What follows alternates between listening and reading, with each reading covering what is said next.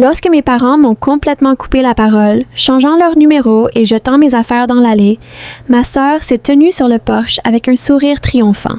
Pendant 5 longues années, ils ont raté mon diplôme de médecine, mon jumelage de résidence et mon mariage. Ils ont ignoré chaque appel et chaque lettre, complètement endoctrinés par un mensonge malveillant que ma sœur avait fabriqué par pure jalousie. Mais le mois dernier, l'univers a décidé de boucler la boucle de notre histoire. Ma sœur a été transportée d'urgence aux urgences avec une rupture de l'appendice potentiellement mortelle, saignant intérieurement et hurlant d'agonie. Ses parents, paniqués et en larmes, suppliaient n'importe qui de la sauver jusqu'à ce que les portes s'ouvrent. La pièce est devenue silencieuse et je suis entrée en portant mes gommages chirurgicaux. Le regard sur le visage de ma mère était une pure horreur. Sa main agrippait le bras de mon père si fort qu'elle laissait des ecchymoses. Je m'appelle Chloé Vance et j'ai 28 ans. D'aussi loin que je me souvienne, je voulais être chirurgien. J'ai passé toute ma jeunesse enfouie dans les manuels scolaires, sacrifiant les week-ends et la vie sociale pour gagner ma place dans une prestigieuse école de médecine. Mais pendant que je construisais un avenir, ma sœur cadette, Maya, construisait un ressentiment qui finirait par détruire notre famille. Maya a toujours été l'enfant doré, un maître de la manipulation qui méprisait chaque instant où les projecteurs s'éloignaient d'elle. Quand j'ai reçu ma lettre d'acceptation, sa jalousie est devenue pathologique. Elle savait que nos parents avaient mis de côté un fonds substantiel pour mes frais de scolarité. Poussée par pure malveillance, Maya a passé des semaines à créer méticuleusement une toile de tromperie. Elle a falsifié des courriels de l'administration de l'université, fabriqué de faux dossiers disciplinaires et même modifié des états financiers pour donner l'impression que j'avais secrètement abandonné mes études de médecine pendant des semaines au cours de mon premier semestre. Elle a convaincu mes parents que je gaspillais leur argent durement gagné pour un mode de vie sauvage secret, trahissant complètement leur confiance. Le jour où le piège a surgi est gravé dans ma mémoire.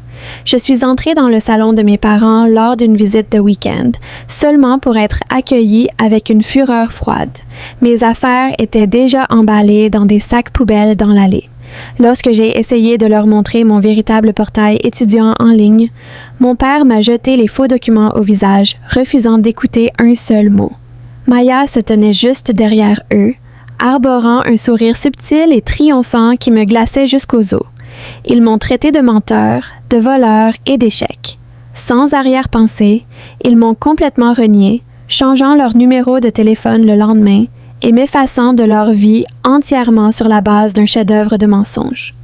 Être rejeté par la seule famille que j'ai jamais connue a été un coup écrasant pour l'âme. Mais j'ai refusé de laisser la méchanceté de Maya dicter mon destin. Sans soutien financier et mon pône réduit en cendres, j'ai dû survivre seule au paysage exténuant de l'école de médecine. J'ai contracté d'énormes prêts étudiants fédéraux, je me suis inscrite à toutes les subventions disponibles et j'ai travaillé des quarts de nuit épuisants dans une clinique locale juste pour payer un loyer bon marché et des produits d'épicerie de base. Le sommeil est devenu un luxe que je ne pouvais pas me permettre, mais le désir ardent de prouver mon innocence à travers mon succès m'a permis d'avancer. Pendant ces 5 longues et douloureuses années, je n'ai jamais complètement abandonné l'espoir que mes parents verraient la vérité. Quand j'ai fait la liste, je leur ai envoyé une lettre. Lorsque j'ai été jumelée à un programme de résidence en chirurgie hautement compétitif, je leur ai envoyé une invitation officielle par la poste. Et quand je me suis finalement mariée à un partenaire incroyablement solidaire qui m'a soutenue pendant les nuits les plus sombres, j'ai envoyé une invitation de mariage formelle à leur ancienne adresse. À chaque fois, les enveloppes étaient retournées dans ma boîte aux lettres non ouvertes, estampillées d'un retour à l'expéditeur froid et robotique. Le silence était assourdissant, mais il m'a forcé à grandir. J'ai versé tout mon chagrin et mon isolement dans mes mains, affinant mes compétences jusqu'à ce que je devienne l'un des jeunes chirurgiens traumatologues les plus compétents d'un grand hôpital métropolitain. J'ai construit une vie magnifique, financièrement sûre et émotionnellement paisible, complètement indépendante de ma famille biologique. J'avais enfin trouvé la fermeture dans les cendres de notre abandon, ignorant totalement que le destin était sur le point de les forcer à regarder la fille qu'ils avaient jetée. Avant de vous raconter ce qui s'est passé lorsque nos yeux se sont rencontrés dans cette baie de traumatologie, je veux voir jusqu'où va notre communauté. Suivez mon histoire jusqu'à la fin et commentez la ville ou le pays d'où vous regardez pour que je puisse vous en parler. C'était un quart de travail chaotique et glacial du vendredi soir à l'hôpital lorsque la trajectoire de ma vie a changé pour toujours. La salle d'urgence était déjà au maximum de sa capacité, bourdonnant de l'énergie frénétique des moniteurs clignotants et du personnel pressé. Soudain, l'alarme de traumatisme aérien a retenti à travers le système de sonorisation, signalant une urgence d'alerte rouge entrante. Une équipe paramédicale se précipitait chez une jeune patiente en détresse abdominale sévère, montrant des signes avancés de choc septique et d'hémorragie interne. En tant que chirurgien traumatologue principal de service, j'ai enfilé mes gants stériles, centré ma respiration et sprinté directement vers Trauma Bay 2 pour sauver la vie d'un étranger. Les portes automatiques de Trauma Bay 2 se sont ouvertes avec un sifflement aigu et je suis entrée dans le chaos organisé avec une concentration professionnelle absolue.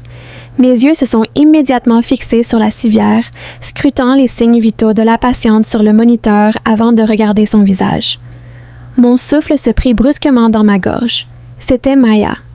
Elle se tordait d'agonie, le visage pâle et trempé de sueur, complètement méconnaissable de la fille arrogante qui s'était tenue sur le porche il y a 5 ans.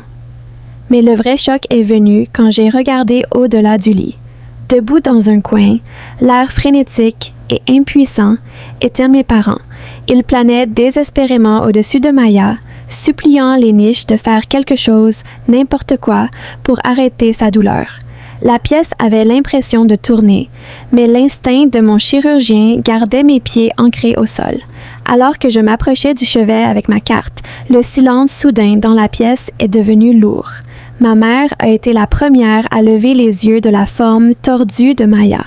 Au moment où ses yeux ont rencontré les miens, chaque once de couleur s'est complètement vidée de son visage. Elle se figea au milieu de la phrase, la mâchoire tombant dans une incrédulité absolue et paralysée. Elle n'a pas vu un décrocheur ou un voleur. Elle a vu le chirurgien traitant principal, l'autorité absolue dans la pièce, portant l'insigne de l'hôpital qui portait mon nom. Dans son horreur et sa confusion, sa main se serra contre l'avant-bras de mon père. Elle agrippa ses bras si violemment, ses ongles s'enfonçant profondément dans sa peau, que cela laissa visiblement des marques rouges profondes. Mon père haleta, se retournant pour voir ce qu'elle regardait, et balbutie mon nom dans un murmure étouffé. Réalisant que la fille qu'ils avaient impitoyablement rejetée était maintenant la seule personne qui se tenait entre Maya et la tombe. Mon père a fait un pas désespéré vers moi. Ses mains tremblaient alors qu'il commençait à bégayer une explication émotionnelle, mais je l'ai arrêté instantanément avec une main aiguë et levée. Le traumatisme personnel, les 5 années de silence angoissant et la douleur brûlante de leur trahison ont dû être enfermés dans un coin sombre de mon esprit. Dans cette pièce, je n'étais pas la fille qu'ils avaient écartée. J'étais le chirurgien traitant principal et une vie humaine était en jeu. J'ai complètement arrêté leur tentative frénétique de s'excuser, maintenant une frontière professionnelle glaciale et sans faille qui ne laissait aucune place à la discussion familiale. Tournant toute mon attention vers les moniteurs, j'ai rapidement examiné les échographies d'urgence et les tomodensitogrammes de Maya. Le diagnostic était terriblement clair.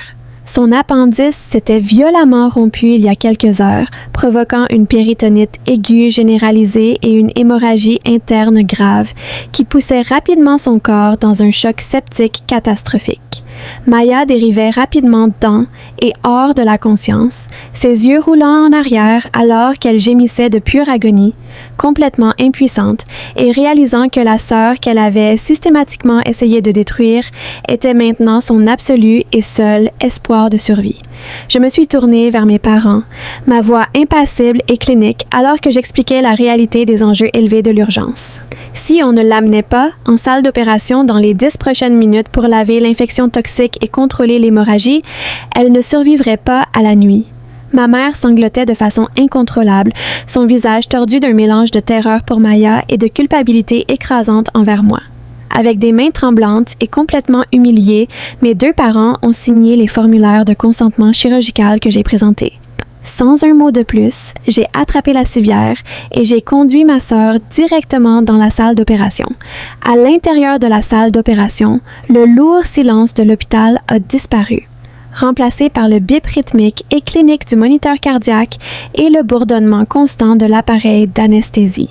Pendant les 2 heures exténuantes qui ont suivi, mes sentiments personnels ont cessé d'exister. J'étais entièrement concentrée sur la tâche complexe et aux enjeux élevés à accomplir. L'abdomen de Maya était rempli de liquide toxique provenant de la rupture de l'appendice et l'infection était dangereusement proche de la fermeture de ses organes vitaux. Avec des coupures précises et régulières, j'ai travaillé aux côtés de mon équipe chirurgicale pour contrôler l'hémorragie interne, éliminer complètement la septicémie mortelle et réparer les dommages. C'était une procédure difficile et sous haute pression, mais mes années d'entraînement intense et indépendant ont parfaitement porté leurs fruits. Nous avons stabilisé son rythme cardiaque, fermé les incisions et lui avons sauvé la vie. Une fois que Maya a été transférée en toute sécurité à l'unité de récupération post-opératoire, je suis sortie dans la salle d'attente privée où mes parents arpentaient le sol dans une agonie absolue. Au moment où je suis entrée, ils se sont précipités vers moi, des larmes coulant sur leur visage alors qu'ils demandaient des nouvelles. Elle est stable et elle va se rétablir complètement. Dis-je, ma voix complètement calme et dépourvue d'émotion. Ils laissèrent échapper un sanglot collectif de soulagement, et ma mère tendit la main pour me serrer dans ses bras, mais je recula, maintenant une distance froide et inflexible. Au lieu de crier ou de libérer des années de colère accumulées, j'ai fouillé dans mon sac et en ai sorti un épais dossier de manille.